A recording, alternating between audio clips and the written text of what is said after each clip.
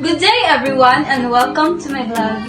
So for today's video guys, ang pag-uusapan natin is all about how to protect the environment. As young individuals, we have the power to make a positive impact on our planet. So now, let's explore some ways in which we can contribute in protecting our environment. Let's go!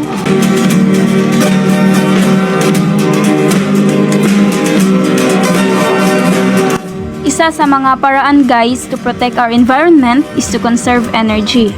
We should turn off lights and appliances when they are not in use. Hindi lamang ito simple guys, it is also quite beneficial. Dahil hindi lamang tayo makakatipid ng pera, kundi makakatulong din tayo to clean up the environment.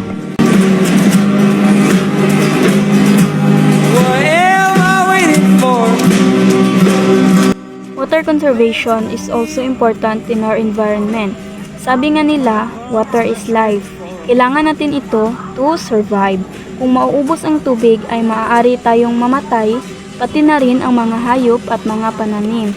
Kaya, we should be responsible and wise in using it.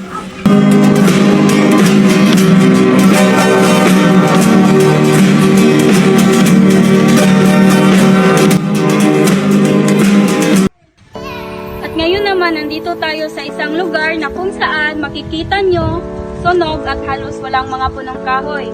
And we all know naman that trees are important, kaya ngayon, samahan nyo ako, magtatanim tayo ng mga punong kahoy.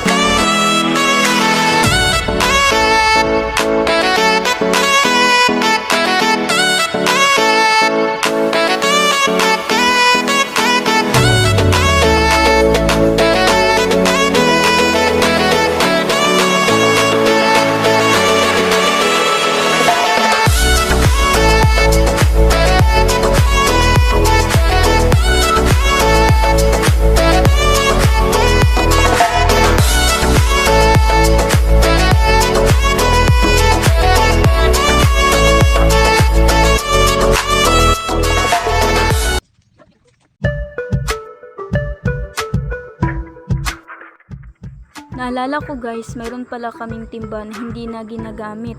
Kaya yun ang gagamitin nating lalagyan ng mga basura.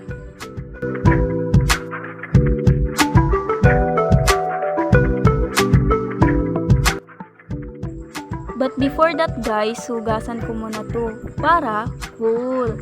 Ay hindi pala guys, para markahan pala. Dahil after nito, gagamitin natin to dahil magsisegregate na naman tayo ng mga basura.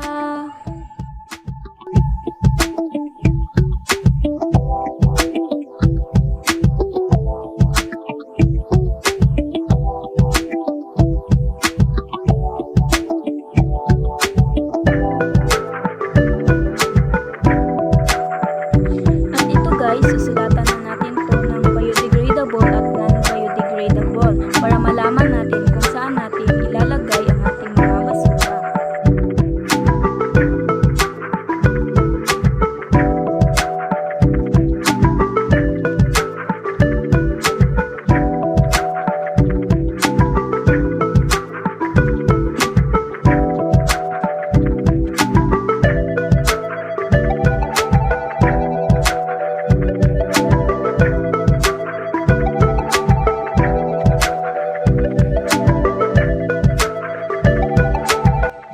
So eto na guys, isisegregate na natin tong mga basura.